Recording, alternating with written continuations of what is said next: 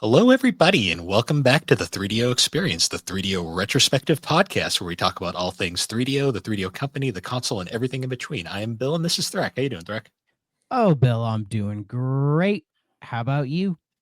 I'm doing okay. I was telling our guest before we were talking that this week already feels like an eternity, and it's only Tuesday, but that's You all part say of. that every motherfucking week. I I swear to know, God, man. I know. Um, but speaking of that, we have a guest for this episode. We have Matt Storm from Fun and Games. How you doing, Matt? Good to be here. Thanks for having me. Last time, Bill. So, Bill, if you ever need a guest to parachute last minute into a podcast, Bill is your guy because we had a guest bail, and literally within 30 minutes, Bill was in that episode. You'd never know it by hearing it, but yeah, our PlayStation 1 episode, our PSX episode, we need a guest last minute. So Bill joined us. It was a great chat. And then Bill at the end of the episode went, "You two should come on our podcast, talk about the 3DO." And I went, "I know nothing about 3DO." And Bill's like, "That's fine. That's even better. Just come on the show." And so, but I managed to find a game I've played before and replayed for the pod. But I'm happy to be here. I'm a fan of the show, fan of all that you guys do, and I'm excited to be a part of the show. Thanks for joining us. Every guest has basically said they know jack shit about the 3DO, and that's good. That we want that. We want people who don't know. The funniest part about that PlayStation cameo was I was like coming off of like the worst sickness I've had in like a long time. I was like dying of the plague. I'm on the couch and I see that thing and I'm like, "Oh, they need a guest. What time?" And you're like, "Now." I'm like, 1 second, I'll be there in a moment." Like running down of like, hopefully I don't sound like I'm dying. You know, if you didn't show up because you were sick, I don't think anyone would have been mad at you. No, not at all. I'm the crazy podcaster who does too many shows. I mean, Yeah. as someone who used to be that person and has started to take it a little easier, I can relate. But so with every podcast where we have a guest, we always like to ask, what did you know about the 3DO before coming on the show? So, I mean, I know of it. I remember when it came out. I remember that it was a disc-based system and that it was like this big deal because the graphics were like supposed to be the most realistic graphics you could get at the time. I remember all the commercials for the 3DO.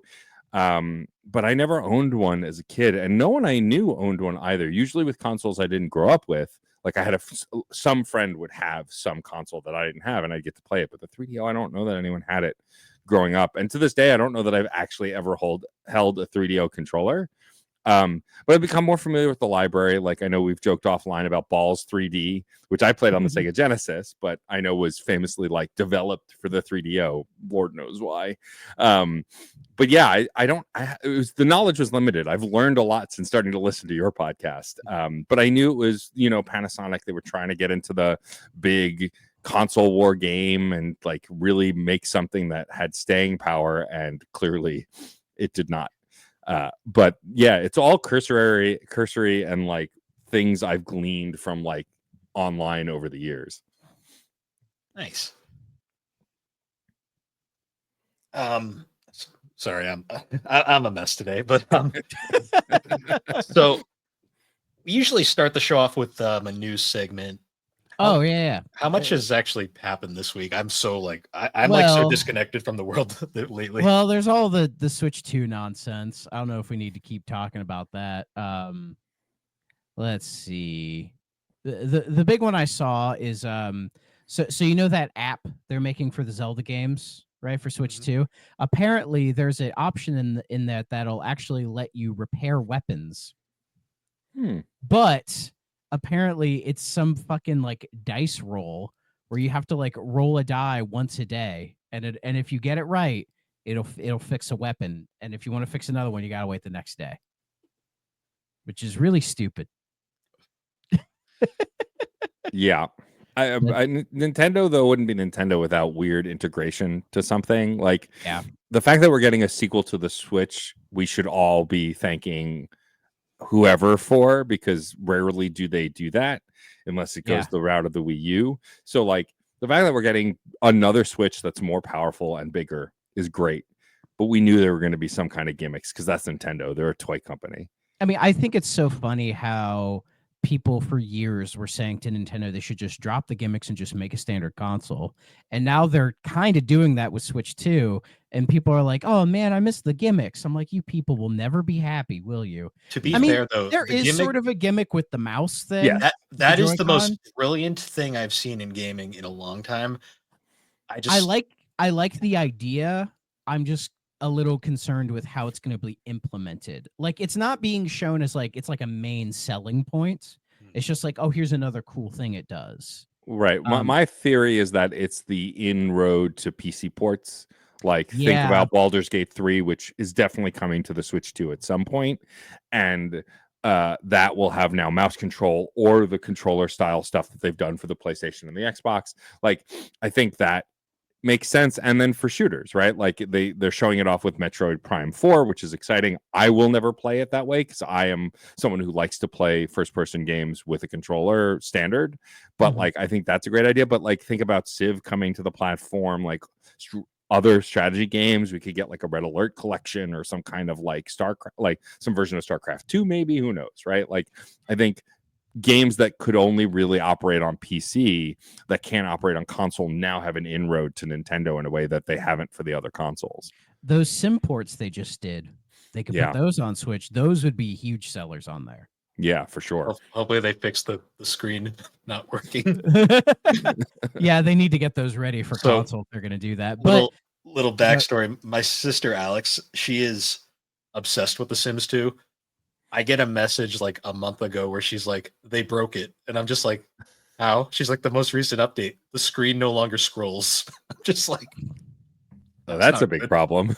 And I think I- like 2 months later, she was like, they fixed 4 of the core like of the directions, but it's you can't move right for some reason. And I'm just like, well, at least they're almost there. I have a bad feeling they have the interns on that project, and that's why it's like kind of wonky. You know, feel bad for those people. Well, he is Um, playing around with old code that most people that probably worked on it are no longer at the company, and the people that are working on it now might not even have been alive when it was coded. So that's very possible. Yeah. Absolutely. But yeah, with the whole like Nintendo thing, it was like a former Sony president said like, "Oh, Nintendo's losing their identity or whatever," and it was like a thing. And I'm no, like, this is very I just, Nintendo. I Everything just, about I that. like, yeah, like they're fine. It'll be fine. It's not gonna sell as well as the Switch One, but you can't expect it to, right? Like, Well, it's so not gonna happen. I don't think out of the gate, but the thing also about the Switch that led it to be the success that it is, because it's one of the few consoles that's actually made a profit on the hardware, which Oh most yeah, hardware does not. it's been making Is a over, profit for years at this point. but it's over time and it's multiple SKUs. And so my suspicion is if they do a light, if they do an OLED, which I almost guarantee they will, though I'm annoyed we're not getting an OLED at launch because I love my OLED Switch. They it could be their second best selling system with pretty relative ease. I think the difference here is, and someone else said this much smarter than me, said this, but I can't remember who, so I can't credit them. This isn't being marketed as a kid's toy in the same way the first console was. This very much is being marketed as the last console came out at 8 to 10 years ago. Now those little kids are in college, or in high school. I want to advertise this as their console, right? It's this idea of Yeah. advertising to the previous audience, not the new audience. But that said, I think there will still be stuff for kids on it, so we'll see. But you're right. I think it would be impossible for almost any console to outsell the Switch at this point. It'll be like the 3DS compared to the DS, because Right. the DS sold like 154 and the 3DS sold Well, like yeah. 75 mil or whatever, which is very good. And I could see the Switch 2 doing that number. Yeah. But I think right now with like all the worry about like cost with games and all that, Yeah. that's kind of a bit of an issue. And yeah, like gaming has changed quite a bit since the Switch 1 has came out. Like, Yes. it's hard to think about, but yeah, like Nintendo treating this as just like a proper console to compete with everything and stronger third-party support. It's almost like the GameCube days. They're throwing their hat back into the ring, so to speak. They've Yeah. always been there, but I think stuff of like the rise of the Steam Deck also, I think, has pushed Nintendo to focus a bit more on the hardware and make Yeah. it more powerful to compete with everything, because they're just going to keep getting left behind as Right. things go on, and as like things become less console agnostic as well. Because I mean, how many of us, we have a Switch and we just play Nintendo games on it? Oh, that's not me. I play everything on my Switch. It's my most used console. Like it couldn't be me. Every indie game, every Yeah. I play everything on my Switch The- except for like The Witcher and like the higher graphically I'll say Witcher fidelity 3 games. on Switch is pretty solid. Yeah, It's it pretty just good. doesn't look great, but it runs pretty well. I heard like it's a pretty locked 30, but it works Yeah, well. basically, if all you have is a Switch and you want to play Witcher 3, you'll be just fine. Yeah, It's like if you Mortal wanna play- Kombat 11. If you want to where play, yeah, Mortal Kombat 11 is fine, but Mortal Kombat 1, no. well, no, yeah. No. Mortal Batman Kombat Ar- 11 is funny because it plays perfectly, but it looks terrible. It is Yeah. like one of the funniest points Yeah, ever. it's kind of the same with like Doom Eternal as well. Like Yeah, it plays pretty fine, but it looks kind of ugly. And then, but now we're getting to like say Arkham Knight doesn't run well at all. Yeah, I almost know? bought that collection because I love those games, but Oh, I've that's so heard good. that the collection's great if you just want to play Arkham Asylum. If you want to play any of the other games, they I don't think run. well. City was runs okay. fine. Yeah, City was runs okay. fine. I'm It's not pretty as good as sure- not as good as the original, but it Yeah. plays good I'm enough. pretty sure City was based on the Wii U port. Hmm. 'Cause they I got that believe game so. they got that game to run on the Wii U, so it That's could true. easily run on Actually, Switch. Arguably, the Wii U port's the best way to play that game, depending on who you ask. Yeah. Not me. Well, you don't like the big giant gloves? I mean, that's cool, but it is what it is. In fact, the other day, for some reason, my son was looking at Mario Maker stuff, and I told him about the first Mario Maker on Wii U. He said, "Dad, you need to buy a Wii U for this." I'm like, "No, I'm not buying a Wii U for Mario. You have Mario Maker 2. It's a better game." And he's like, "Yeah, probably is a better game."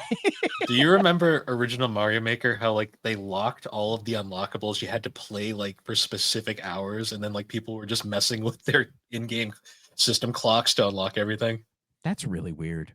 Oh, it took me like 3 hours of just messing with the clock to unlock everything, and then fixing it after. It was such a weird choice. So I just thought of this with the Switch 2 mouse stuff. Are they going to release like an update for Mario Maker 2 to have mouse support, or would they make Mario Maker 3? So they haven't said. I assume they're going to work on a Mario Maker 3. That just makes sense to me. And maybe I don't know what you would do for a third one. You incorporate the 3D games and start designing 3D levels with a more powerful system, and the importance of the GameCube's level and beyond will eventually probably get the Wii on Switch too as well. My only concern is I think it wouldn't. It's not as inviting to make a full 3D level the same way it is to make a Mario 2D. Oh, I would agree. Yeah. So as it's someone like, who tried to play Dreams, I can say yeah. Yeah, and I don't know if Nintendo really wants to do. I mean, they did Game Builder Garage. Yeah. So I mean, there's or precedent for that. The alternative is they add Mario Wonder sprites and resources. Yeah, they could do a Switch, or how about like a Switch 2 edition of Mario Maker 2 that adds in, say, Mario Wonder, right? Maybe the original Mario Brothers 2. I was really hoping they would do a Mario 2 level. Lost levels, perhaps. No, that's just Mario 1, and it sucks. But it looks different, though. They could add like the wind effects and some of that more crazy stuff. But that's like open for possibility. When I said Lost Levels, I meant like Mario All Stars, not Lost Levels. Mario All Stars would be cool. I would Yeah. like that. Yeah, I would love those styles. That's like I've played all of those games multiple times, but like some of my fondest memories, I had the All Stars plus Mario World pack, which all of them, and to this day, I think the greatest deal in gaming as far as having all of those games and the latest Super Nintendo game. I replayed Super Mario World a couple years ago, and it's still probably the best 2D Mario game ever made. It just so someone smooth. on my side for once. So smooth. I love Mario 3. Don't get me wrong. I'm a Mario 3 guy. I love Mario 3, but there's something about Super Mario World and how breezy and easy it is if you want it to be, and also one of the most insanely hard Mario games ever if you want it to be. Yeah. And it's got like I love all Mario music, but I think some of Koji Kondo's best work is in World. It's just so damn catchy. The tunes are really good. It's just I've never been the biggest fan of the SNES sound chip. So it's just again, it could just be that I grew up with the Genesis, and that's just how I attribute it. You know, I love the Genesis, and I will admit that like Streets of Rage 2, Sonic 3 and Knuckles, Sonic 2, those games have songs that you could never get on the Super Nintendo. It's just they were designed and composed with that sound chip in mind, and they sound incredible. But then you got soundtracks like Chrono Trigger and Final Fantasy VI and like, Turtles in Time. Yeah, like the RPG soundtracks are fantastic. I mean, F-Zero is great on there as well. Mute City, Star Fox. Yeah, I'm a Star I'm a Fox big is great. I'm more of a big blue guy, but Mute City is great as well. Big Blue is Um, also really good. I know it's just like Mario World for some reason. Its soundtrack, like the tunes are good, but just the quality of the Yeah. sound didn't hit for me as much. I mean, my But memory. that's my same thing with Mario World. I feel like it just Yeah. doesn't hit for me. It's a great game, but like when everyone's like, "This is like the best thing ever," I'm like, I mean, found I think Mario 3 is so much more interesting of a game. I mean, everyone's been praising Wonder, and I just think it's fine. Like, it's not bad. Like, same. This is the We're Mario actually- Wonder hate podcast. I won't Okay. say hate. We just think it's mid, at least. So, like, the I felt graphic gaslit. a That little game bit, gaslit yeah. me. And I'm a big 2D Mario fan. I like the 3D so games good. better. I've like it's funny with Zelda, I prefer the top-down 2D, like the 3D. Mario, I'm the opposite. Like I like the 2D, I really do, but I prefer the 3D. But like I can't deny that Mario Wonder looks great. It looks incredible. But like playing the stages, I'm like, these are fun, but it feels like more New Super Mario Brothers. Like the new power-ups aren't that Yes. different. The fun stuff that the Wonder Flower does or whatever is fun. But like none of it jumps out to me as like the best 2D Mario game ever or this big success in the way that it was marketed. It's a great game. It's full of joy and wonder and it's fun. But as someone who comes to Mario games as an adult who's played every other Mario game, it just doesn't. It like to me, Bowser's Fury is the best thing Mario has done in decades. Like even better than Odyssey, I would say. And I love Odyssey, but like something about that open world, that open zone and going to the different worlds within that open zone just felt like that's what I want from another Mario game. Wonder just felt disappointing comparatively. I think with 2D Mario, they have to like completely reinvent the wheel, especially post Mario Maker. They have to do something completely different. And Wonder is them taking maybe like a half step with trying some new things and some new ideas, but like it's still fundamentally the same game at the end of the day, which is perfectly fine. Yeah, it's fun to play. It's just not this revelation that other folks I think made it out to be. Yeah, it's sitting at like a 90 some on Metacritic, and I'm like, no. I think I was just salty that it came high. out around the same time as Sonic Superstars, and everyone acted like Sonic Superstars was nothing, and I'm like, they were acting like that. They were acting like that was the retread, and I'm like, I think Superstars is trying to be a little bit more different than Wonder is. So Superstars was interesting, but it was bad. Those boss battles were unnecessarily hard. Boss battles were bad, but I think that game's a bit underrated.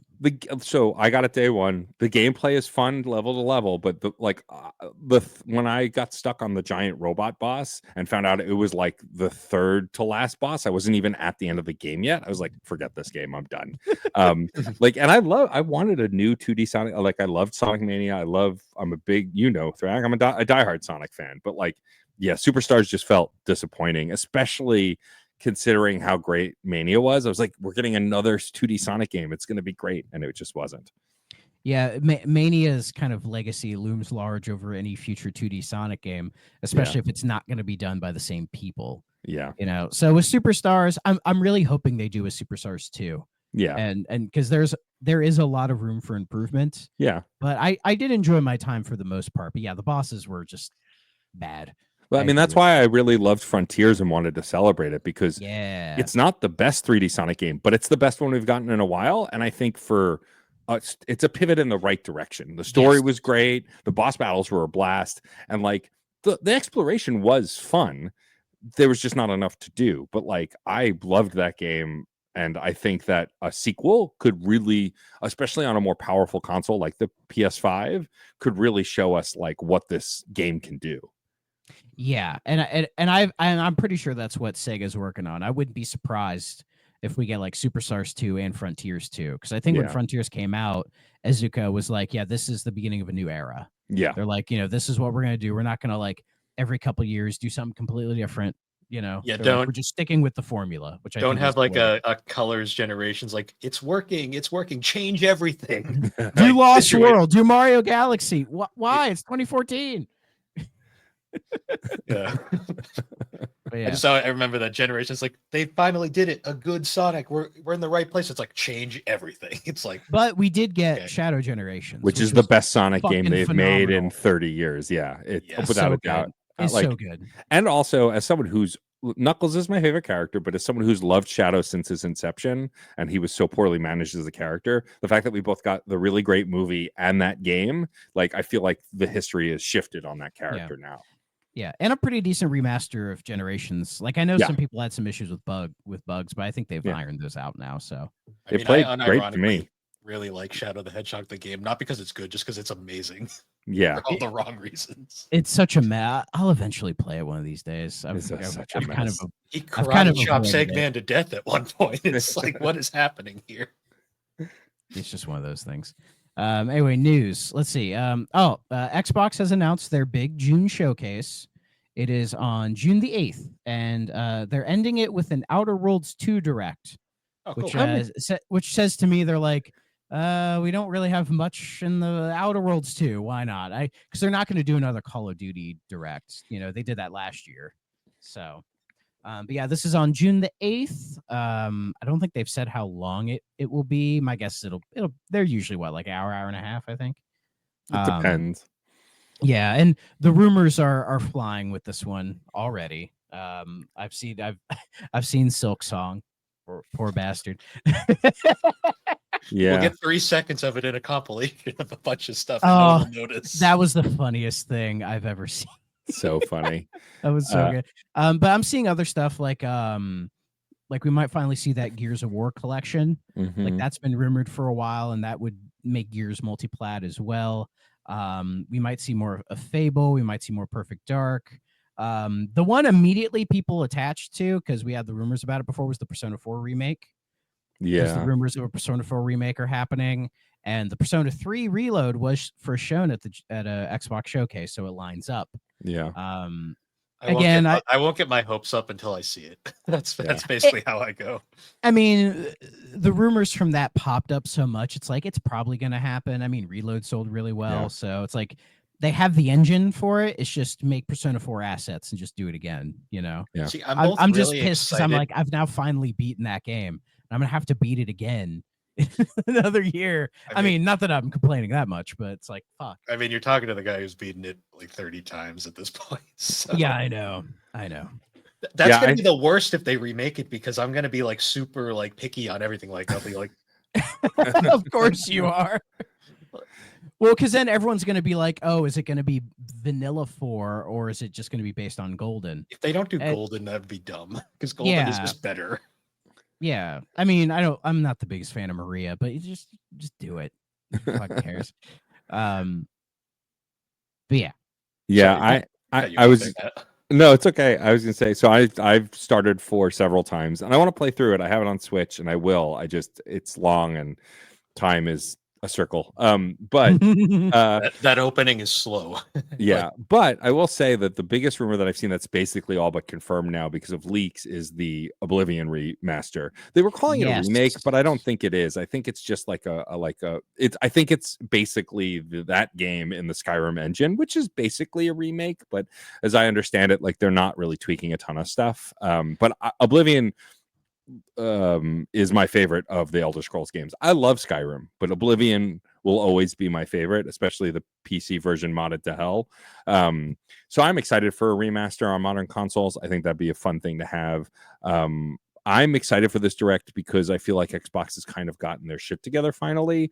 I was just earlier today praising South of Midnight, which I finished today, and is probably one of the most original and phenomenal action platforming games I've played since Psychonauts 2, which was also on their platform first. So I think they're doing some really great stuff. I loved Avowed. I was an Avowed cheerleader. Like everyone's like, it's fine. I was like, no, this is like what a sequel to the Skyrim game should be. It's focused. It's cool. It's got its own aesthetic. Loved Avowed. It's based in Pillars of Eternity. It's based in Pillars of Eternity. Yeah. And I like Obsidian better than Bethesda anyway. Like Obsidian, I love Fallout New Vegas, best Fallout. I love Avowed now. Like, you know, South Park Stick of Truth. South Park Stick of Truth is an incredible RPG. I like that Fractured game. Butthole better, but they're both very good. They both are good. They're both different very enough. good. Yeah. I like the superhero theme more than the. That's fair. I want to replay Stick of Truth. It's been a very long time. But that said, like I am excited about the Outer Worlds, because like the Outer Worlds 2, because like when I played the first game, I was like, all right, people are saying it's mid, and I loved it, and that like cemented them as my favorite of this like kind of Western RPG studio. And so that the fact that that game is getting a sequel, and I loved Avowed so much, I'm in, like day one Yeah. purchase for me, no second thought. And also with Indiana Jones coming out last year as well, which was fantastic. That was my game of the I year need to last play year. it. I need to play it. It's so good. Once it comes out on PlayStation. That's basically what I'm waiting Yeah. for, because to me It's that's coming. because I only have Game Pass on PC, which I don't mind, but like Indiana Jones to me is a big TV game. Like I need to be playing that on Yeah. the big TV. Like all the Yakuza games I play on the big TV. Like there's something about the cinematic games that I need on the TV. So when it comes out on PS5, which I think is later this month, I'm definitely gonna pick it up. As somebody who has played on a big TV, it is fantastic with that, and it's super fun. Like when the DLC comes out, because it's getting DLC, I think later this year. I'll probably go back in, maybe get the achievements I missed, and go through the DLC. Because I was thinking about it, I'm like, I want to replay. I kind of want to go back in, but I'll wait for the DLC. But yeah, Xbox has had a really good run of games last couple months, and I think they're going to keep it going. I mean, we have Doom coming That's out. true. Yeah. Which is going to be big, and then Outer Worlds 2. Yeah, the Oblivion remake, which from what I know, I think some people were saying remake because they're remaking it in Unreal Engine 5. I think Right. we've lost. So they're not the term making it in the remake has Skyrim kind of gotten engine. lost over the years. Yeah. I feel like Well, by the truest definition, they are remaking the game from scratch in a new engine. in a completely new end. Yeah, the like doing Oblivion in Skyrim is, I think it's the Sky Oblivion fan thing. Yeah. Which somebody asked me, they're like, did Bethesda take that down? I'm like, I don't think they would. They've They never don't been care. that kind of. I don't think they give a shit. Yeah. Because most of us will probably just play this. I've been wanting to play Oblivion for a while because I had it on my 360 back in the day, but my 360 Red Ring, so I never got far in it. And then I tried revisiting it a couple months ago and was like, no. I can't. It is hard to go back to. It is hard to go back to. So yeah, and it's supposedly shadow dropping next week.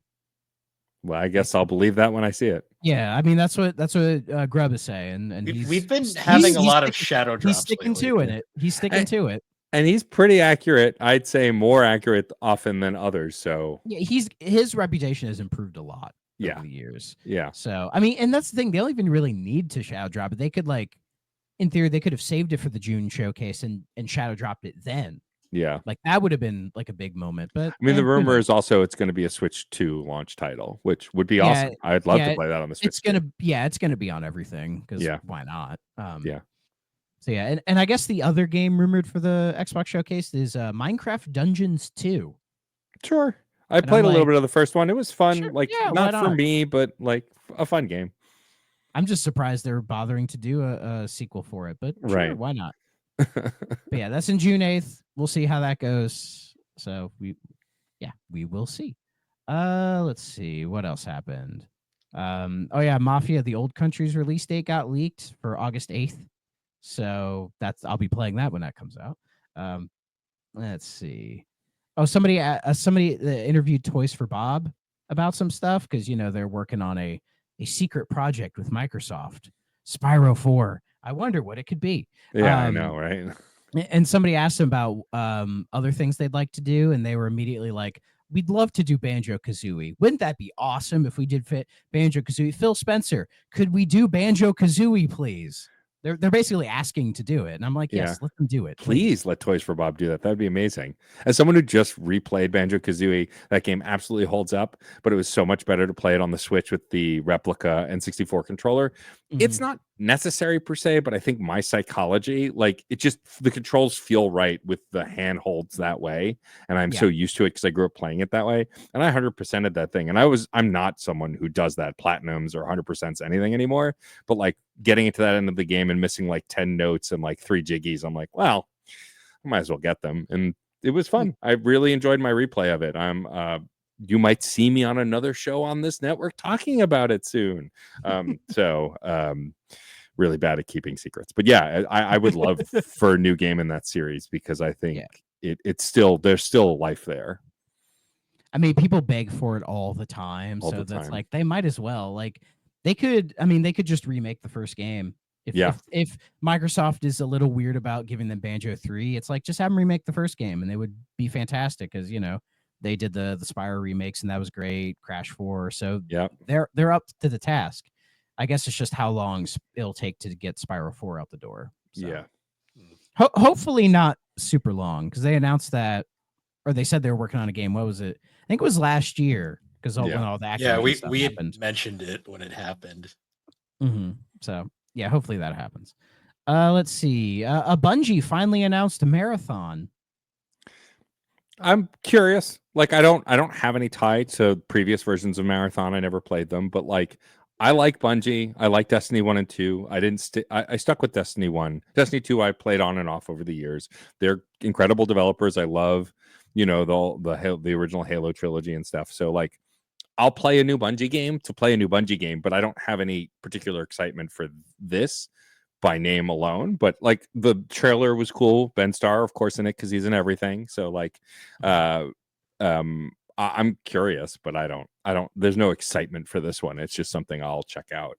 I think curious why they haven't re-released the old ones, because I always remember the old ones were always notable. They were like notable as like the Apple Doom style games that were better than most. Yeah. Well, I think the original. Let's see. Okay, it's not the original. I know one of the Marathon games I've seen like for purchase on my Xbox. I forget which one it is though. It might be like Marathon 2 or something, but yeah, it's weird because this is like a bit of a pivot for the series, I think. Like, it's not single player, it's a team-based extraction shooter. And the graphics take a more kind of, I guess, like kind of Fortnite-y type look, I guess. Because the trailers dropped and the reception was not very positive. People were kind of poo-pooing on how it looks, and that how, because since Marathon was an older series, them reviving it in this way is not really what people want, I guess. Some people are predicting Concord on this one. And it is coming to all, and it is coming to all platforms. So a Sony game on Xbox, Bungie, it's Bungie. Who gives a shit? But they haven't said what the price is going to be. I guess it was like Wario 64 said like, oh, it was going to be full price, and Marathon said no, it's not, but it's a premium title. And it's like, what does that mean? It's $60 instead of $70? Yeah, right. Like, what does that even mean? I don't know. The whole thing's weird, and I know ever since Bungie got acquired by Sony, they've been nothing but a thorn in their side, at least from what I've heard. Yeah. Bungie's been a thorn, or Sony's been a thorn? Because I've heard it's Bungie's being the pain. No, Bungie. But that's kind of Bungie's reputation. Like, they were pains in the ass when they were with Microsoft, and now they're pains in the ass when they were with Sony. It's like, I think it's just Bungie. They just like to, from what I've heard, they like to spend a lot of money and just kind of dick around. They're stubbornly independent, which I do respect, but at the same time, sometimes they need to relax a little. Yeah, exactly. So, but who knows? Maybe Marathon will actually be really good. I don't know. I have no intentions of playing it because I don't give a shit. But we'll see. I mean, Fair. Sony needs something, right? Like, it's what, this and Ghost of Yote? Is that it? I mean, Ghost of Yote looks amazing. It does look great. I mean, I love the trust first Ghost Sucker of Punch. Tsushima, so Well, yes. I trust Sucker Punch to make good stuff. Yeah. We're getting another Last of Us too, but oh, they're bundling them together again. Yeah. For like $100.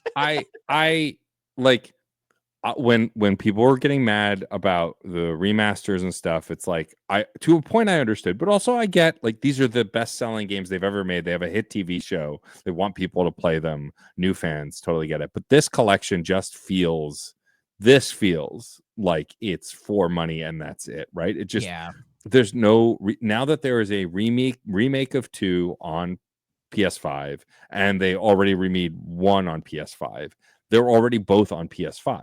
So to make a collection where they're both a little cheaper, it just seems so damn bizarre.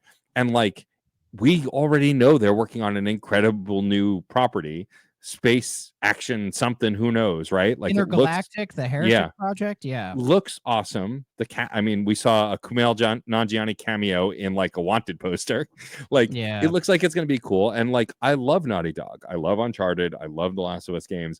I'm so excited they have a new franchise, because if anyone's going to do awesome with a new franchise, it's Naughty Dog. They know how to write stories.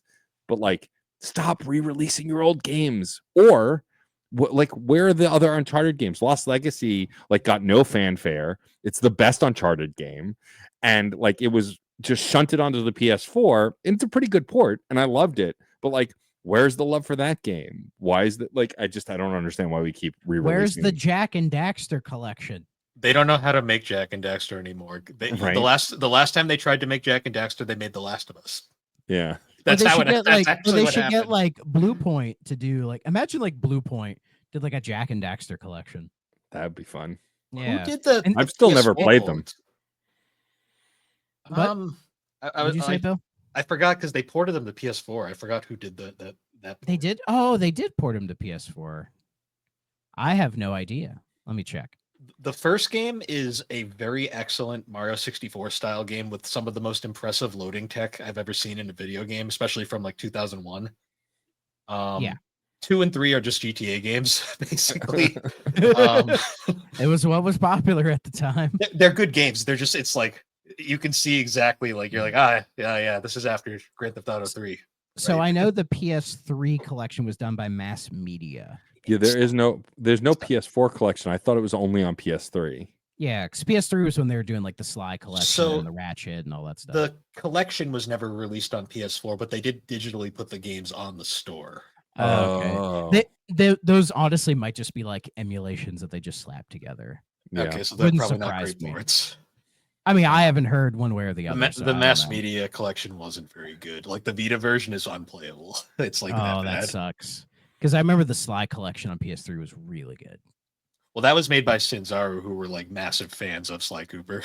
Yeah. They didn't have a good pedigree before those, but they were just, they just wanted to do it and they pulled it off. But yeah, we'll see what happens. And yeah, the whole Last of Us thing, because like we're presumably getting Last of Us 3, but how long is that going to be?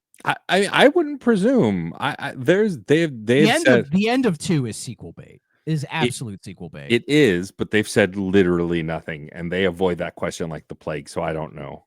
They haven't gone out of their way to say they're not making a sequel this time. Which Right. leads me to My guess is they don't really know where to go with the sequel, Right. and kind of all the controversy around part 2 makes them like they don't want to talk about it too much because they're just like, we'll figure it out. We want to do this new thing first, which I think them doing the new thing is better. Me Like too. let the series rest, give it some time so that when it comes back, it'll feel like a big deal again. Yeah.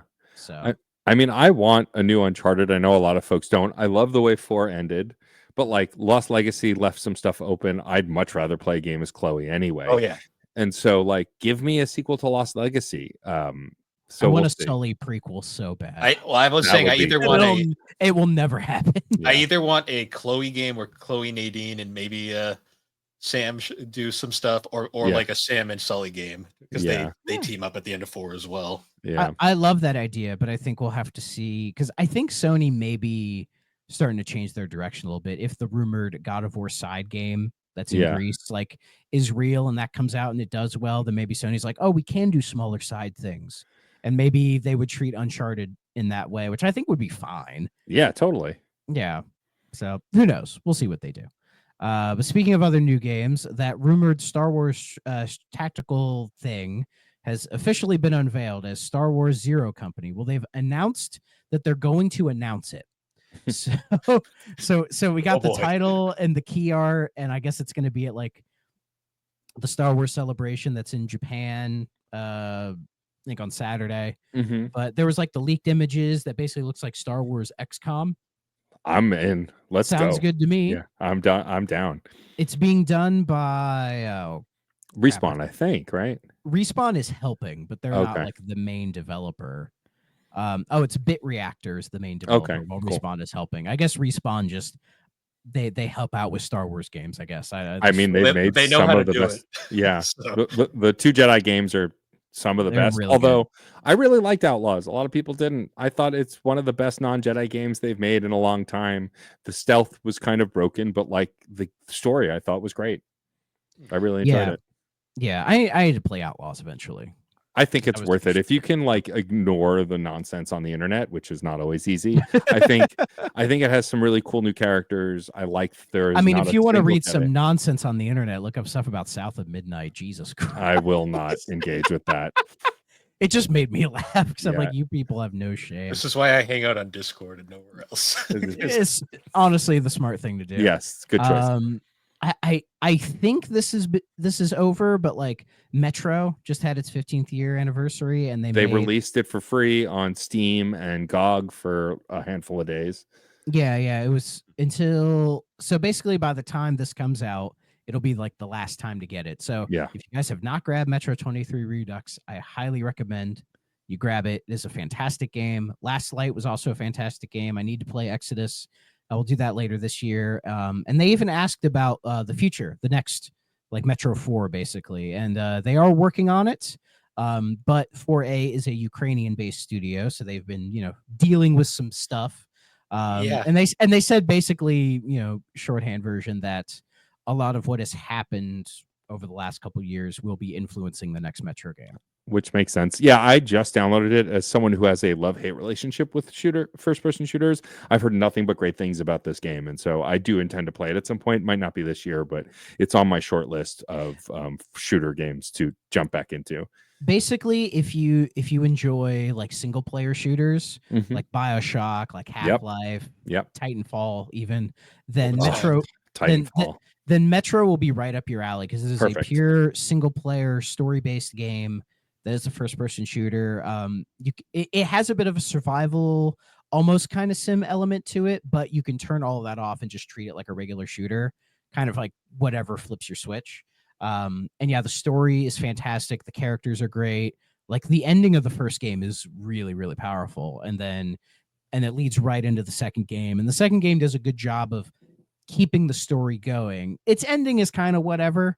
But I'm curious to see where Exodus goes with it. Because I know Exodus, it's a bit more open world. They kind of open things up a little bit more. So I'll find out. But yeah, the Metro games are definitely well worth your time. So cool. If you want a really like challenging experience, go for survival. But if you're like, fuck that, you can just hit Spartan. You can hit Spartan and be fine. Yeah. Yeah. One of my favorite guns ever is in Metro 2033. Near the end of the game, you get a shotgun made out of bicycle parts. This sounds like my favorite gun in a game now. My new favorite gun. It's pretty fucking cool. Like all the stuff that they do that are like, it's all tied into like the surviving under the Metro after the bombs go off, and the things that they do is really fantastic. Like the world is really well developed. Awesome. And I think it's because the author of the book, the original book, he has hand in all the games as well. Oh, that's awesome. So it's all tied together. So yeah, someone who tried to play Crisis again for the first time, technically second time, and absolutely hated it and ate shit after like 3 hours of dying over and over again on the first stage. I went, well, I'm not going to play this. I realized I'm told the sequels to Crisis are a lot better. That's what I've heard. It definitely improves itself. Yeah. So, and then the last bit of news I have is a big shocker. The Minecraft movie did really well. Yeah, it's at $550 million. So I went to the theaters not to see that, to see the Kaiju number 8 movie, but Minecraft was playing in whole, like it was terrifying. I was like, we're just trying to get to our dumb anime movie in the corner, and there is a madhouse. I was like, ooh. Yeah, I mean, it's Minecraft, dude. It's something that like, God, it's been going for 15 years, and it is still just as big as it was when it first came out. People are bringing live chickens into the theater. Like that's a thing. Don't do that, guys. People are doing that. It's scary. Look, I'm fine with throwing the spoons for Rocky Horror or The Room or whatever, but like, don't do this shit with like live animals. Leave them alone, okay? Yeah, I am not surprised it did well. I mean, I think that it's funny every time there's a successful video game movie. I was like, the curse is broken. The curse has been broken for a long time. Detective Pikachu did well. Mario Brothers did well. The Sonic movies have done well. What I like is that it seems like these movies are now starting to carve out their audience, like, and find a rhythm that works. I didn't see anything in the Minecraft movie that would interest me, and I like Minecraft. I like Jack Black. But that said, I'm not surprised. Like, it was made to be a kitschy, goofy kids movie, and that's what it was, and so it was successful. That doesn't surprise me at all. And I think the film industry really likes these video game movies because they are bringing in the money. Yes, that a lot of other movies have not been. Yep. So, They will keep happening as long as the money rolls in. As long as they all aren't Borderlands. As long as we're not getting those. See, I always wonder what that alternate universe is where the director for Sonic didn't listen to the fans and changed the design. Right. That could have changed everything. That could have, yeah. Well, people would have seen it to hate watch it probably, but yeah, it probably would have been the same movie, which like people would have went to hate watch and go, it's actually not that bad. But the design is terrible. They wouldn't have been able to get over the design, which I kind of agree with. Like if something is that annoying for you and you can't look past it, it's difficult, you know? Yeah. I don't know if we would have gotten a Sonic 2 movie. Yeah.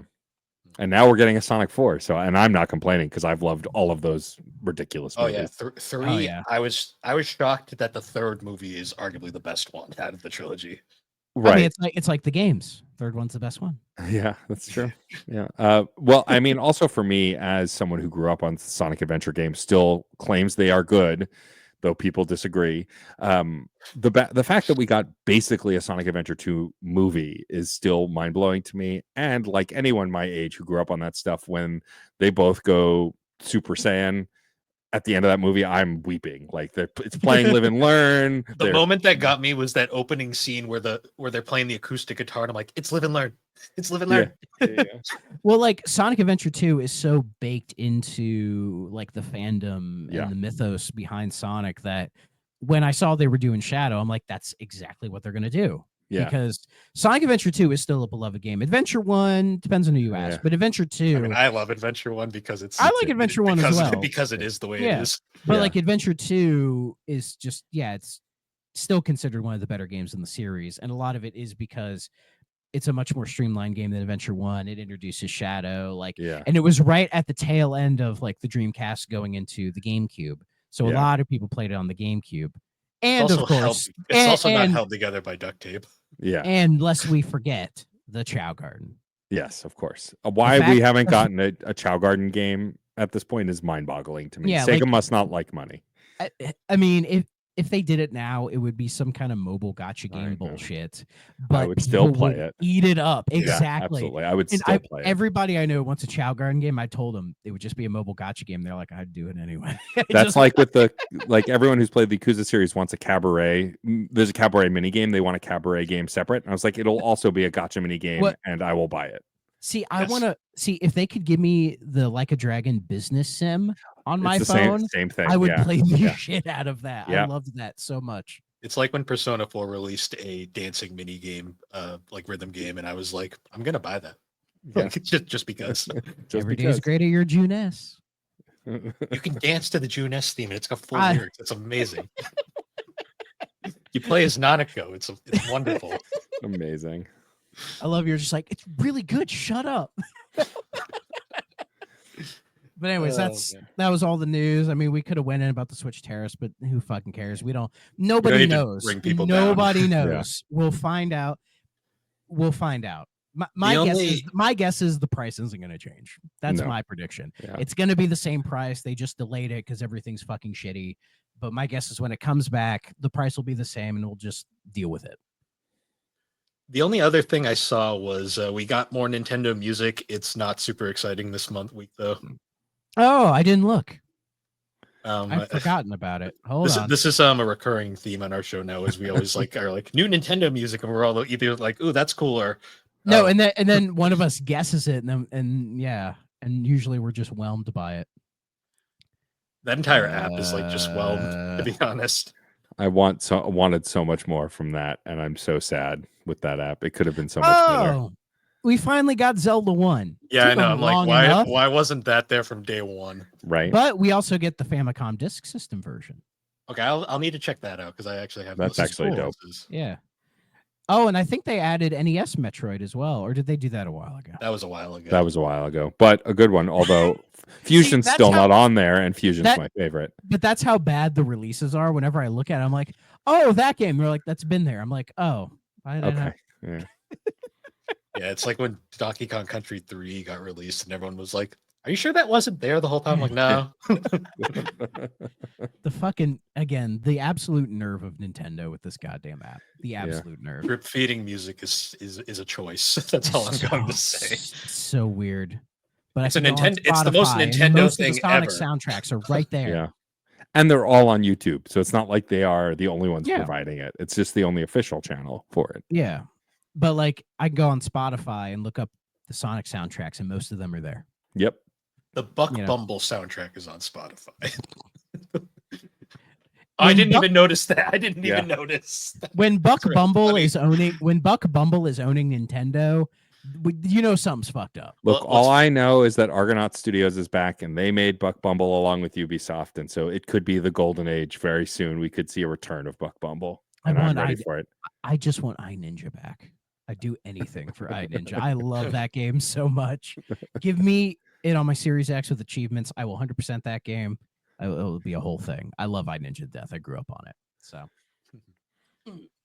but all right, we're finally here. Wouldn't be 3DO if we spent half the episode not talking about the game. So, so for this week, we're going back into a bit of old territory for us. We're talking about a fighting game.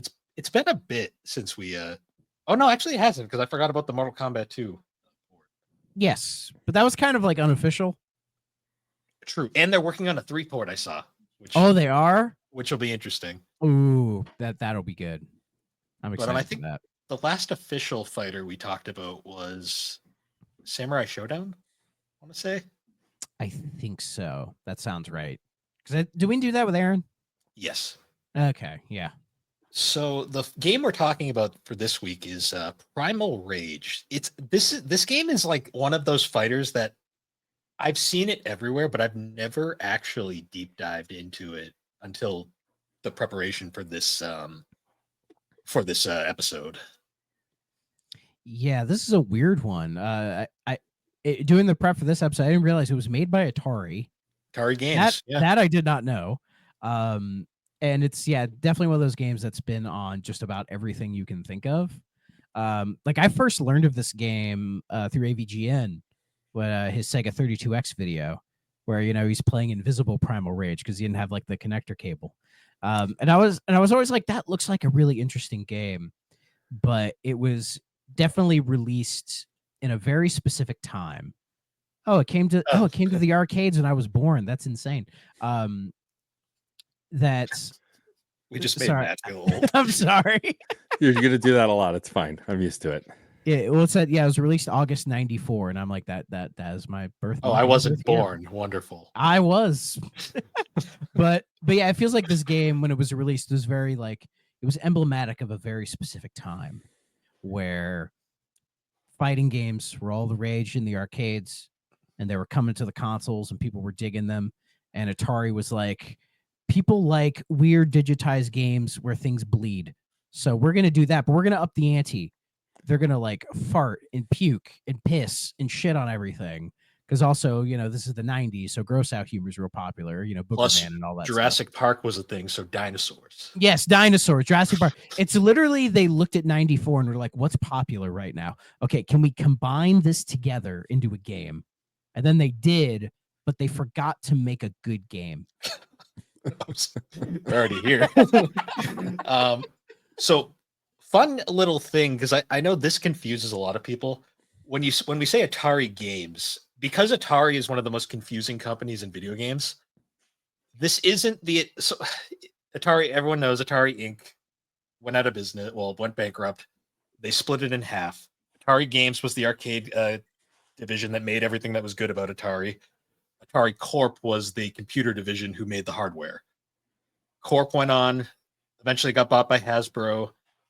Hasbro got bought by Infogrames. Infogrames just decided Infogrames is a stupid name. We're just going to call ourselves Atari. That's the Atari that everyone knows today. I think the only reason they called themselves Infogrames was because they were like, we're going to trademark Infogames. And someone was like, oh, that's already trademarked. They're like, just add a letter. Groms, sure. Who cares? Meanwhile, Atari Games, on the other hand, was owned by Namco at one point. Then it was later bought by Time Warner. And then Time Warner eventually spun it off into Midway, and then it died with Midway. So that's the story of Atari. So did Time Warner buy Midway? Because this Atari merged into Midway, right? No, they merged into Time Warner. Because Time Warner actually bought. This is where the Atari is confusing. Time Warner actually bought the original Atari Inc. And when they split off the company, they kept a small percentage of games, not Corp. Corp was actually bought by the guy who founded Commodore. Oh, Trammell. Yeah, and that's why he made it. That's why they mostly made computers after Because they split. Well, because I think Trammell was owning Atari when the video game crash happened. Yes, because So he I had, think at that time he had bought them, or like 'cause he was he- running them because they were owned by Warner Communications at the time. yes, because he famously shelved the 7800 when it actually if it had come out when it was supposed to, it actually probably would have been a pretty good system. Yeah. But he ended up shelving it, and then when the NES came out, he went, "Oh yeah, we have this thing. This might be able to compete," and it flopped off miserably. I mean, to be fair, at the time, I could see him being a little weary with video games because of the whole crash. because But- the and they 5200 need- was a disaster, and then Yeah, and they were just supporting the 2600 still, and then, and so they're like, when the NES came out, they're like, oh, video games are fine now. Okay, we'll come back, as if nothing happened. well, it's funny because in Japan and Europe, nothing did happen. Like there was no No. crash. Yeah, it was a pure American thing. I mean, because like in Europe, they had their own. It was a very like a homebrew thing, like especially in the UK, where like you had all these weird guys making games, and then they would just like kind of trade them, like how almost like cassette trading was, and like say the punk scene in the 80s. It was kind of the same thing, but video game floppy disks, if you could imagine. But going back to that, Atari Games, the company that made Primal Rage, they were the people that basically made all of the games that you know Atari for. Yeah. Oh yeah, because they did like Gauntlet, Marble Madness, Paperboy, all that stuff. And yeah, they were because you said Time Warner bought them and that merged them into Midway. Yes, So then so all that stuff became Midway stuff, and then Midway died, and then Warner Brothers owns all that stuff now. they owned some of it. It's hard to know where all the Midway stuff went. Exactly. And the fun, trash. probably.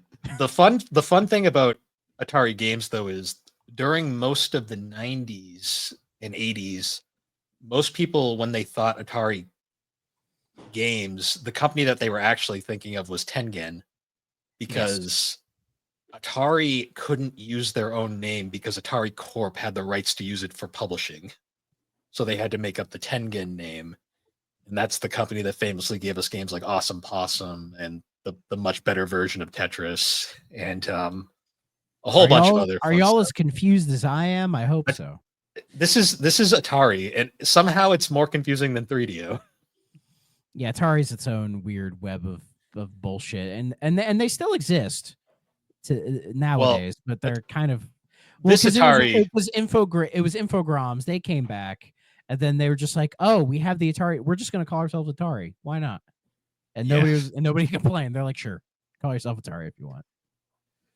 But that was a really roundabout way of saying this game was made by the arcade Atari.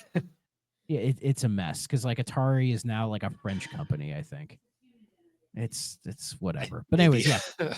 No, I think so because like Infogrames was French, I believe. You're right. So I don't. Who fucking cares? Anyway, Primal Rage. Yeah. So this came out August '94. It was made by Atari Games, and yes, it was them trying to sort of capitalize on a craze. But Stormageddon, you were there. Tell us your experience. So I remember Primal Rage in the arcades. I played it. I was probably around 10 when this came out, and I really liked it. It had one of those track screens that like looked impressive. You saw all the digitized graphics, and I was like, oh, I want to play this. There's blood, whatever. And I remember enjoying it as a kid, and then finding out that when the 32X came out, there was a version of it for the 32X, and I was one of the 5 people in the United States who had a 32X and bought every good game for it. There were like 5 of them. So I played you bought this one a lot. of those for $150 at the time. Yeah, sure did. Oh man. So I played that, and so I played it a ton on the 32X. I don't know that I ever beat it, but I do know the 32X. I think it had a story, but there was no like voiceover or anything. So when I booted up the 3DO version for the first time, and there was this whole intro movie with VO about the narrative about what happened, I was like, what the hell is this? Like the original Genesis for the 32X version definitely did not have that. The cutscenes in this game reminded me so much of like those early 90s like educational films you'd watch in like elementary school. I was like, oh, what's going on here? Yeah. It Yeah, was yeah. It shows like wild. a meteor crashing into the earth, and it's So like you think it killed the dinosaurs, but it didn't, or something. I don't even remember. Tell so us, Bill. to briefly summarize it via the Wikipedia plot summary, a massive meteor strike has devastated Earth. Human civilization has come to an. This is the grammar. Ooh. Human civilization comes to an end in the ensuing cataclysms, and humanity regresses into tribes of Stone Age dwellers. A primordial rainforest covers the land, and the continental landmass has shifted into the shape of a fire-breathing dinosaur skull because Hell that is yeah. metal as fuck. It's Yeah. fucking awesome. The planet is now primitively referred to as Earth. That's URTH. That sounds like a metal band from like the 80s that was Yeah. like really into black metal or something. That sounds like a Um, boss in like Joe and Mac. Maybe. um, seven fearsome creatures with supernatural abilities emerge from their slumber deep within Earth's crust and become worshipped as gods by humans, who form segregated clans beneath the ones they follow. The beasts themselves are divided between those who wish to keep peace on Earth and those who attempt to plunge the world into further chaos for their own benefit. You know, I didn't think we'd find a plot more crazy than Siberia, but this is up there. I mean, it's a pretty simple plot. It's just the idea that Primal Rage has a plot at all is like kind of amazing. Yeah. Yeah. And not a thing that I've thought about at all since playing it. But I played it a lot growing up. And so like I was excited to revisit it for this, mostly because no idea if it was still good. There are tons of fighting games I loved as a kid that didn't hold up. And so it's like this may or may not hold up. And after playing it and I beat the story mode, which admittedly didn't take very long, it was fine. Like I don't think it's bad, but it's definitely not great. It's kind of a run-of-the-mill. It's interesting because it's got a control scheme that's similar to fighting games, but not the same. You hold buttons and press directions instead of Yeah. pressing the buttons after pressing the directions, which took some getting used to. But once I kind of sorted it, it wasn't too bad. But it was unique for the time, and I think is still a unique fighting game worth trying.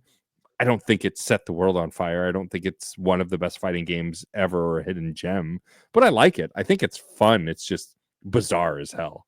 Yeah. Apparently, according to Wikipedia, it sold more than 1.5 million copies. I don't know if that's just like the arcade or if it's like the arcade and all the home versions. That I can't say. But I mean, yeah, the game has definitely left a mark in some of like the weird niche retro game community stuff. Like people remember this game. You know what game series this game reminded me of? Rampage. No, but that actually is a good. I actually, well, I was thinking fighting games. This reminded me a lot of Bloody Roar. For anyone Yeah. who remembers Bloody Roar. 3D That is- fighter. where That's you an interesting transform into comparison. transform into animals. That was another series that started really good and then just like fell off a cliff like towards the end. Yeah. Well, and this Um, game famously, I think, has a canceled sequel that never came out. Yes, and also this game for a long time was hard to emulate because Mhm. I guess it was like I think it was the arcade version specifically was kind of weird. But I think I think somebody recently found like a Primal Rage 2 board and like put it out there. Like Hmm. it wasn't that long ago. I think Matt McMuscles covered it for What Happened on YouTube. I believe he did a whole video on it. I think he showed some of it that in Yeah. there. I mean, it's definitely a game that I think they were trying to make it a franchise because they said they made like toys and comics and they're trying to make it like a big thing, probably because they thought they just had this really like this idea that would just catch, like say like a Mortal Kombat, and they were just like ready for it. But like at its core, I just think Mortal Kombat was a much more structurally sound fighting game than Primal Rage, because a lot of what Primal Rage does, I think it's trying to be different. Yeah. It's not doing the Street Fighter stuff because that's like real technical and complex. It's not trying to be Mortal Kombat, which is definitely more on the simpler side, but I've always preferred that. It's trying to sort of copy Mortal Kombat without copying Mortal Kombat. Like as you said, Matt, like you have to hold like 2 or 3 buttons and then tap the combination on the control pad, and that is weird. It doesn't feel right. And It also reminded me of Kasumi Ninja of all things on this Jaguar. Kasumi Ninja does the same. Well, I think Kasumi Ninja, if I remember correctly, one of the buttons is like a dedicated special attack. Like you hold that button and then tap the Yeah. directions to do your various things. I mean, that game is trash. This game is so much better than Kazuma. But it Ninja. has Angus, like one of the greatest fighting game characters of all time. I mean, if they put Angus in Primal Rage, then this game would be an A+. Just imagine like dinosaurs and then random Scotsmen. Like shooting fireballs out of his dick. I mean, it kind of fits because you're like farting on your enemies. It weirdly fits. So, but yeah, it's also like it doesn't have dedicated punch or kick buttons. They'll Right. just have like fast or like quick, and then like hard or whatever. It almost reminds me of like say Soul Calibur, where Soul Calibur doesn't have like dedicated like punch or kick buttons. You just have various attack buttons. And I don't know. It's just weird. So it's kind of interesting. I was reading into the ports because this game was ported to pretty much everything at the time. Yes. The port, I got a little concerned when I saw who was making the port because this company always gives me like the heebie-jeebies because of other games they've made. It was developed by Probe is the Yuji Naka company. Probe Entertainment. Oh yeah, Acclaim. They later became one of the many Acclaim studios before Acclaim, who is also back now. Yeah, I forgot. It was one of those studios, but they did the Genesis Mortal Kombat port, which is pretty good. Yeah. But they also did that god awful Batman Forever game on Super Nintendo. Oh. Well, like I think Acclaim handled all of the ports for like the Midway stuff at the time, like Mortal Kombat, NBA Jam, because Midway was more focused on the arcade stuff, and they didn't think that the home console was worth like dealing with. So they were just like outsourcing it to like Acclaim and all that stuff.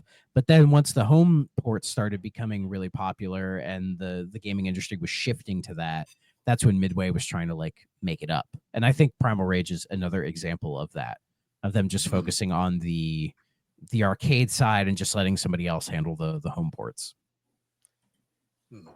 Another interesting thing too was for the 3DO version, the game was technically published by Time Warner everywhere, but for 3DO, the game's rights were actually purchased by Gold Star. Yeah, it has a little gold star thing at the front. So the thing with that, I was reading into it a little bit. Panasonic actually published a bunch of 3DO games like that we've covered in the past, and that was because famously Panasonic was not making any money off of the 3DOs because they were only getting money for the console sold, and famously there wasn't a lot of 3DS sold. But they were publishing a bunch of games to kind of recoup some of the losses. Gold Star was making even less money. So they also would grab a few games here and there. And this was actually one of the games Gold Star paid for the rights to. Because they thought this would be a surefire winner. I mean, who doesn't love dinosaurs? To be fair, my fascination with this game as a kid was probably because I loved dinosaurs and I loved King Kong. And that's basically what's like, this is basically kaiju fights the game, but with dinosaurs, except for whatever Viper is, because not really based on a dinosaur, whereas the rest of them are. It's like close enough. It's right. Exactly. They made up their own dinosaur, which we've done a lot. And I know folks out there saying, yeah, but these dinosaurs should have feathers now because we found out they had feathers. I don't care. Shut up. I like scaly dinosaurs. This is the 90s, guys. Calm down. Yeah. 94. We had no idea. No.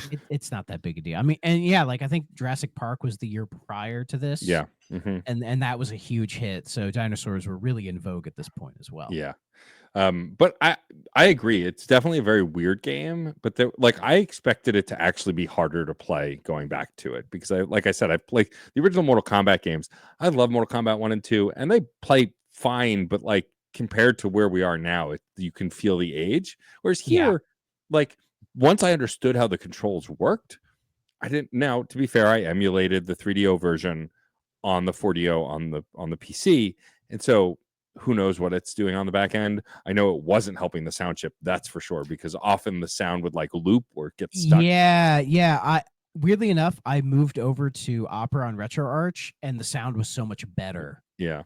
And that was weird because usually 4DO runs these games so much better, and this was the one that was giving me issues. But when I went to RetroArch, it was just fine. But it was totally playable. It still had issues though. Right. But but I ended up having a good time with it. Now, of course, I played it for like 2 hours. I didn't play it for 8 hours or 10 hours. So that your results may vary. But for the time I spent with it to refresh for the podcast, I had a good time. And I think if you want to play a quirky fighting game, you could do a lot worse. Yeah. It for me, it was interesting because it passed the brute force test, which is a test I do with fighting games where it's like there's two ways to play them. You can either get really good at the combos and everything and actually play competitively, or you can just mash buttons and see how far you get. Right. You can play this game by mashing buttons and you'll Yes. get pretty far. Yeah, I mean, you do have to strategize a little bit, especially if you bump the difficulty, but it's not as bad as like say 3D Balls, which that game you button mash. There's no strategy involved. You just Nope. mash your balls and hope you win, right? Whereas Primal Rage at least is attempting to have like sort of tech. Yeah. To use that word. It's not fucking Blaze Blue, but like it's like trying to have some kind of tech there, but I just think the developers who are making it just didn't know enough about fighting games to really put in that kind of a tech. Like they played Mortal Kombat and was like, oh, this is something we can definitely work off of. But I think people tend to underestimate how good of a fighting game they were, like Mortal Kombat was. Like, yeah, the blood and gore was like a big event thing, but I don't think anybody would have gave a shit if the game wasn't fun to play. Yeah. And totally. it is. It's very simplistic, and the computer fucking cheats, but it is still 90s a fighting bit. game. Yeah, but it's still at its core is like a fun fighting game. Whereas I think Primal Rage is that core is kind of shaky, you Yeah. know, like and it feels like it's more spectacle based. Like, oh, isn't that funny? You could like this like the monkey can piss on the dinosaur. Isn't that hilarious? And it's like it is, but at the end of the day, fighting games get adopted by people who play them to like get really good at them. Yeah. And I don't know if Primal Rage ever sort of got that kind of fan base. See, for me, like the I don't know if it was just me or not, but like I could not do the fatalities, whatever they're called in this game, for the life of me. Like The move sets to do them are really weird. Like say if we're playing like Diablo, right? And the only reason I main Diablo is because as a kid I had a dinosaur toy that looked exactly like him, to the point where I'm thinking, did I have a Primal Rage toy as a kid and I just didn't realize it? Because it's like the exact same design. it's possible because Atari, It's that's totally something possible. Atari would do. Yeah, it's possible. And it's like, yeah, if you want to like shoot a fireball, you hold like 1 and 3 and do your down towards thing, But like if you want to do these fatalities, it's like, oh, hold all 4 buttons and then tap like this 8 sequence D-pad thing, like up, toward, or whatever. Like it's a little too complicated. It was, The but like fatalities. with Diablo, he had one that he just shot a fireball and they got burned, it like charred and fell to the ground. That one was just like hold 3 buttons and tap forward 4 times. And so I did that every time once I realized how to do it. Yeah, I picked Diablo. Diablo and Blizzard were always my 2 favorite characters when I played it growing up. Although I'm sure I played as all of them at some point. But mostly I picked Diablo this time just because his moves were easier to execute. For whatever reason, I couldn't get Blizzard's moves to work reliably, but I could get, especially like I got very good at Diablo's teleport, where if he reappears near you, you get hurt. I got very good at that. But again, the characters, I think it's complex. The characters are complex by the nature of what they did to make the controls unique, not because it's actually a challenging game to play. I think once you know the moves and know the shtick, it's just like trying down to forward low punch in every fighting game because it's ingrained in our brains from Street Fighter. It's the same idea. Once you know how these controls work, they're easy to execute. It's just who would think to hold those 3 buttons and press those directions, right? You have to figure it out. Yeah, like it's trying so hard to be its own unique thing, but there are just some certain foundational things about fighting games it just kind of needs to have for people to be able to take that knowledge over to this game and have some more entertainment with it, Yeah. What did you think of the graphics overall? Like I kind of like them. Like so I emulated the 32X version as well, and I think I tried to get the Atari Jaguar CD version running and failed miserably because Is the 32X considered the best home port? Because I tried looking it up and I got varied responses.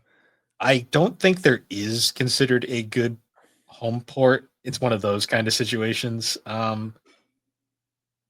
So I'm looking at reviews. It's very all over the place. Mhm. Yeah. Like the Genesis port actually has surprisingly decent reviews from most sites. And it's weird that this game got ported to PlayStation, and I'm like, I just cannot see this game on And PS4. Saturn. And The Saturn port was very late, like Like, 96. I can see this game on Saturn, but I cannot see it on PlayStation 1. I have no idea why. So my brain just doesn't want I to. should have emulated the PS1 version and played it on my Steam Deck. See how that turned out. That would have been fun. But I That wanted would've to been stay true interesting. to the 3DO message. But yeah, I mean, I agree. I think the graphics are actually really impressive for the time. And like, I don't know. I also have a soft spot for either rotoscoped or like digitized graphics. It's just such a Yeah, cool me too. idea that just doesn't exist anymore, really, because technology has kind of evolved beyond it. Like we digitize those graphics because we wanted it to look quote unquote real, whereas now we were talking about The Last of Us earlier, we can make it look really real just based on the graphics and the power of the consoles. And so like I have a soft spot for this graphic style, but I don't think any of it was particularly ugly. It's a little smudgy and like it's not flawless, but I think digitized graphics like sprites, because they are of a time and a style, I think they age pretty well, because I still think Mortal Kombat 2 looks pretty great. And Mortal Kombat 3, I will fight people. Like, I think that's a very impressive looking video game, especially for the time. But yeah, I think that this game, like, again, on the 3DO looked a little smudgy, but all in all was like the cutscenes were laughably bad. Well, But like, yeah, that Oh was my like god. that because was mid early 90s CGI. right, it's bad CGI, but I thought the digitized graphics actually held up quite well, and even the music, like not a standout soundtrack, but like not a bad soundtrack. Like it sounded pretty good. Yeah, Just it fits with everything. Yeah. right, And There I was love never a those, point where I muted the screen. right, yeah, and I love that those cutscenes, they look like, I don't know, like Project Silicon or whatever, when Nintendo was showing like what would have been the N64, and it just kind yeah, of looks like that kind of graphics. But yeah, but for the in-game stuff with the stop motion animation, my first thought when I saw it was, oh, they probably used like claymation figures, like say what Mortal Kombat did with Goro, Kintaro, and Shiva. They were all like claymation figures. But apparently what they did was they did craft like model figures, but they actually had like metal bracing inside of them so that they could move them around and they would just be more durable. And that yeah, probably allowed for, because the animation is surprisingly smooth for yeah. all It's of that, as clean. well as being for stop motion. Yeah, it doesn't jump very much. Like you can see the fluidity of the movement more or less. Like some of Yeah. the attacks have a little bit of a jump between frames, but that was pretty standard at the time. But for the most part, like looks pretty fluid for what is ultimately a claymation fighter. I was Yeah. out of curiosity. I booted up the Mortal Kombat 2 port again just to get another look at that. I don't think it's fair to compare that because that's obviously a port that's been made nowadays with all the resources in the world for 3DO. Yeah. But I also took a look at Way of the Warrior, Thrax's favorite 3DO game. This game and- is better than Way of the Warrior. I was going to ask that later. Way of the Warrior looks rough. Granted, that was recorded in Jason Rubin's apartment with a bed sheet Yeah. on the walls. So Yeah, because they were making a porno and they're like, no, we're making a fighting game. They're like, that's his neighbor. His neighbor was like, sure. A fighting game. But I played a bit of that and I was kind of like just kind of comparing because it was the closest comparison I could find on 3DO for like that style of Yeah. fighting game. And yeah, Way of the Warrior is still rough. This game is rough, but in like a much better aged way, I'd say. Yeah. And also, I think with Mortal Kombat 2, I think with all the Mortal Kombat games, like they did the stop motion animation, but they definitely went in with the. I think with 2 more specifically, like they touched them up, Yeah. like past. So in a lot of ways, with like say Mortal Kombat 2, you could just say they're just like kind of 2D animation, and I don't think anybody would notice because they're very cartoony. Yeah. In the post effects, whereas it feels like 1 was trying to be more kind of just like the raw stop motion. 2 was very kind of cartoony, and then 3 I think found a bit of a even spot between them, and I think that's why 3, also like Ultimate 3 and Trilogy, have aged so well because they look really, really good. Like you get the best of the stop motion, and then like kind of touching them up with 2D stuff later on.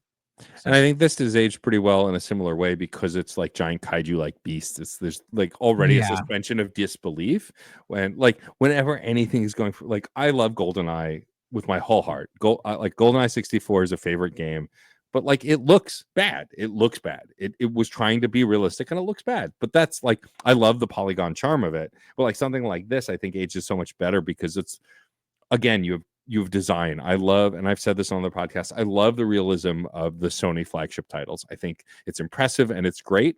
But when we get a game like Astrobot, or we get a game like South of Midnight, or we get a game that has art direction and design that's not just make it look real, the art direction is impressive in the flagship titles for Sony. I don't deny that. But like, I like art direction that's imaginative and that is fanciful, and this is that, right? Like, it's not based in reality, though they do go for a level of realism with like the dinosaur style and that. But I will always take a game like this where it's just nutty and over the top over like realistic graphics any day of the week. I think that's where it's why I play so many indie games, and I like so many like titles that just have this kind of charm to them. And this definitely has a kind of charm. It's a ridiculous 90s poop and piss kind of charm, but it's still a charm nonetheless. Yeah, when you're not shooting for realism, you tend to age a lot better. Yeah. As well. Like, and yeah, the N64 era is a prime example of that. Like how certain games I think look better than others. Like I'm playing Mario 64, and it's like that one isn't as aged graphically as a lot of the other games on the system because it's not trying to be realistic. It's just trying to be Mario. Yeah. So, and it has like a familiarity to it. So we don't think of it as like aged in the same way. And I think, yeah, Primal Rage does a good job of like having a kind of distinctive art style and not trying too hard to make it super realistic, you know. And plus you can eat the people on the ground. Yeah. To heal the followers. Yeah. As according to the plot. Which is a really nice touch. I thought that was a really cool touch. It's clever. It's very clever. Yeah. But if you want to play like another kind of kaiju fighting game from this era, there was one that came out for the Super Nintendo. It was in Japan only, and it was called Godzilla Kaiju Daikessen. And it's like a Godzilla 2D fighter, and it has all the major Godzilla monsters from the era. It was meant to come over from Japan on the Super Nintendo, but it got canceled for some reason. And that is a game I very much recommend. That's basically Street Fighter, but Godzilla. Like that's kind of awesome. What it goes for. I didn't even know that existed, so I'll definitely play it. It's a really cool game. I think it has a fan translation. Like, well, I'm one of the 3 people still clamoring for another Godzilla Melee game, like the GameCube game. Like, I want also made by Atari. I want another Arena Fighter Godzilla game. I loved those games so much; they were so fun. I want another one. Yes, I played Destroy All Monsters Melee on the GameCube. Yeah, that's so the one. Much, and I loved that game. And I love that they threw the melee at the end. Like that's an obvious, like because of Smash Brothers. But yeah, I still have fond memories of that game. And I've been meaning to. I've never played Save the Earth. It's also good, but like Destroy All Monsters, like Melee is the best of them. But that one was also very good. Yeah, and yeah, I love those games so much. They are. I played one of them. I think it was Destroy All Monsters recently. They are janky as hell. Oh, I'm sure. Well, most games from that era are, but it's like it's that fun kind of jank. Oh, but it's so good. I forgive it. It can be jank because it's exactly as I remember. I mean, we said earlier Sonic Adventure 1. That game is like the definition of jank, but I love it.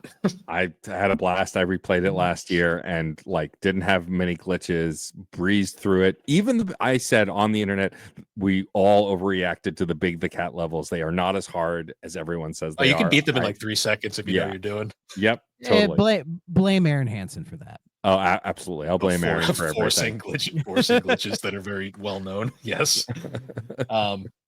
But that's besides the point. So yeah, Primal. I was looking at some of the reviews just out of curiosity, like across the board for this game. It was definitely so the game was a commercial success, but it suffered from very polarizing reviews. Like this one, just looking across like all the. So I'll go with like the main well-known reviewers. Like we got Famitsu, who gave the Saturn version a 19 out of 40. But then you go to IGN, IGN was even worse. They gave the PS1 version a 4 out of 10. Who liked this game? Sega Power gave the Genesis version a 91. It's a very like pondering who liked this game. I was like, I'll go to the well-known reviewers. They surely like. I was like, Game Fan. What game? So this is another thing I love about looking at reviews and all their really dumb reviewing styles that they use. Like GameFan has, rather than out of 100, it's out of 300. The only thing I could guess is maybe that's like a Famitsu thing where they have like 3 different people give it a grade of 100 and they combine them together. Because I was always like, why does Famitsu do the 40? And that's what they do. They have four people who rate it out of 10 and they just combined it. I love the foreign publications as well, like Hobby Consolas. Like, Yeah. that's just fun. It's just fun to say. Or Jeux Video, which apparently still exists. Oh, Yep. this game came out on PC as well, and PC Gamer gave it a 90%. Hell yeah. There you go, PC. Good job, PC. Yeah, this game also came out on Game Boy. I forgot. It was on everything. This was one It's of on those Game games Boy, it's that on literally Game was Gear. on every I platform. think I may own the Game Gear version of this. So what's really fun is I'm trying to find one 3DO review here, and apparently the only company that did a 3DO review was Next Generation, who gave it 2 out of 5 stars.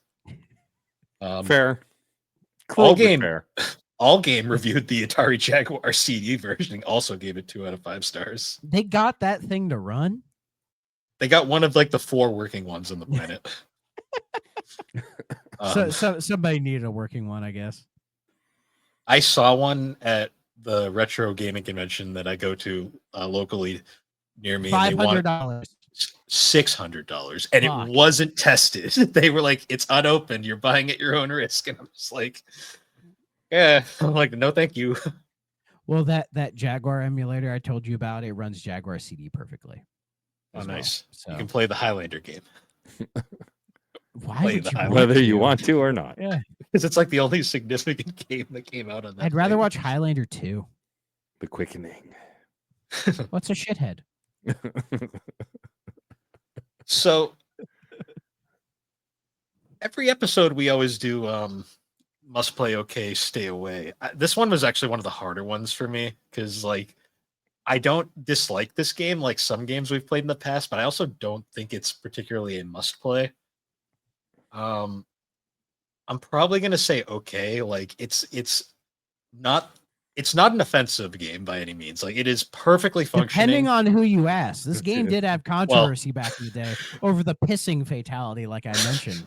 Somebody got mad. They got pissed off at that. I'm sure. I'm not even kidding. No, No, it's I believe it. I believe it. Let's see. In 1996, some Arizona person launched a grassroots campaign against the game after their 11-year-old son bought and played the Genesis version and executed Chaos's urination fatality. The campaign resulted in Best Buy pulling the game from 251 stores nationwide. In response, Time Warner pointed out that Ravella never complained to Time Warner, instead taking the issue directly to the media, and that the game was clearly rated T for teen and should not have been purchased by her 11-year-old son in the first place. They resubmitted the game for evaluation, who determined the game had nothing in it to merit increasing the game to M or AO, so they kept it with the T. And after the reevaluation, Best Buy put their versions back on the shelves, except for the Genesis version, which they said they would only sell if it were rated M, even though most home versions of the game contained all the same fatalities and gore. Interesting. That's just in there. I'm more impressed that the child was able to pull off the pissing fatality more than anything. That is a tough fatality to pull off. So I mean, credit a to lot of them. them are, yeah. Like 11-year-old being able to pull off that fatality, I'm impressed. I'm Yeah. just personally impressed. And it's always just so funny whenever we see these sort of video game controversies after the ESRB is existing, and it's like it was made to counteract this stuff. So like, why are you letting your 11-year-old child play this game?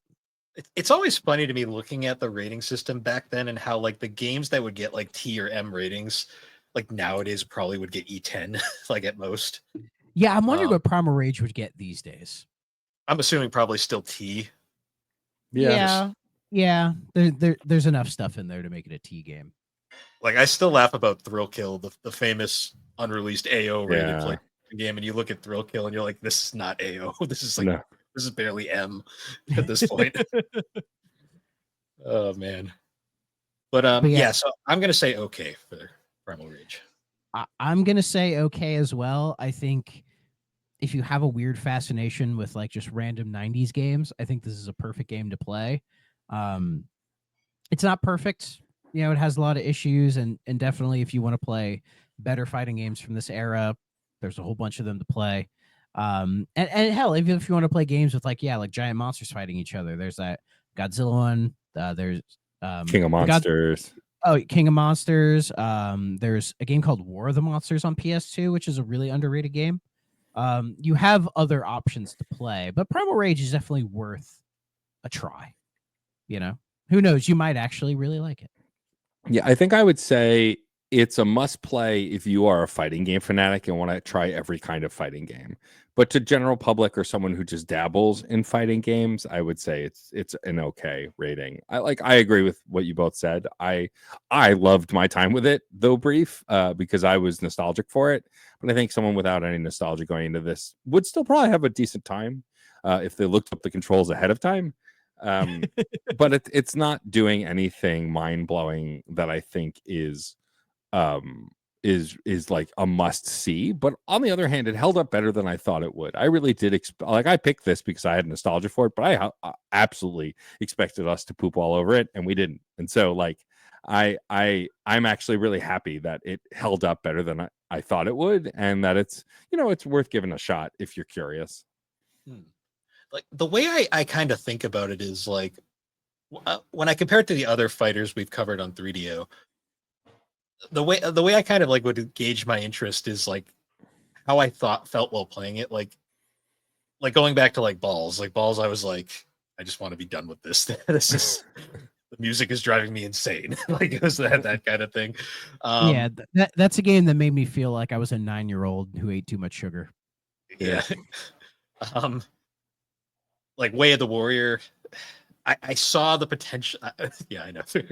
I will say, Way of the Warrior has a better soundtrack. Well, but I mean, because it's just the White Zombie album.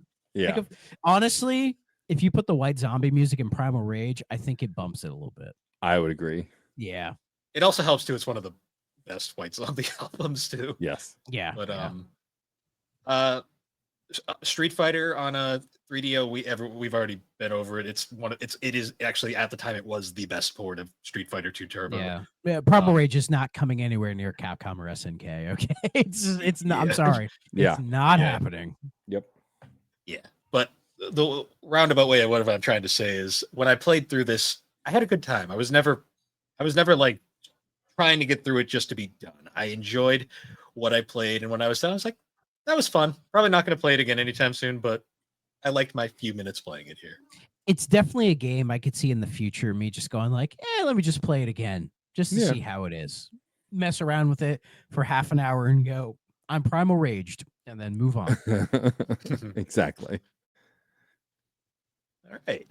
Well, I think that's just about it. Actually, at this point, I'd like Matt. Would you like to shout out your show? Sure. So, one, I just want to thank you both for having me. I'm a big fan of your work. I appreciate y'all coming on our shows and all the interactions we've had across multiple Discord servers in our community. I really love the Superpod network. I've been on a bunch of the shows on the network, and I'm honored to be here. And we'll have to find some other obscure game that I can get running on my emulator to come back and talk about. But as for me, you can find all of my stuff at djstormageddon.com. I do 2 video game podcasts. One is Fun and Games. I host with the incredible Jeff Moonen. It broadly is a topic-based video game podcast. We do console retrospectives, genre retrospectives, franchise retrospectives. We interview game developers, composers. We talk about different topics like, is grinding in games good? Signposting in games, do we need it or do we don't?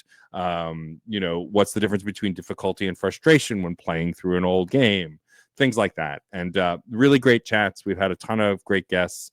And then within that feed, we have a sub-series called Side Quests, which is a different host every episode talking about a game they love and why they love it.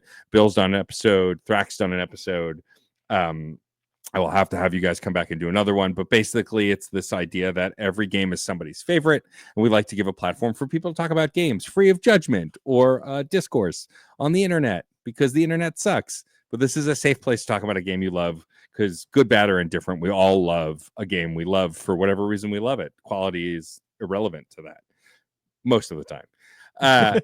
And then the other podcast I do is called Reignite. Started as a Mass Effect playthrough podcast. We finished the trilogy, then did Andromeda, which I played for the first time on the podcast, ended up enjoying.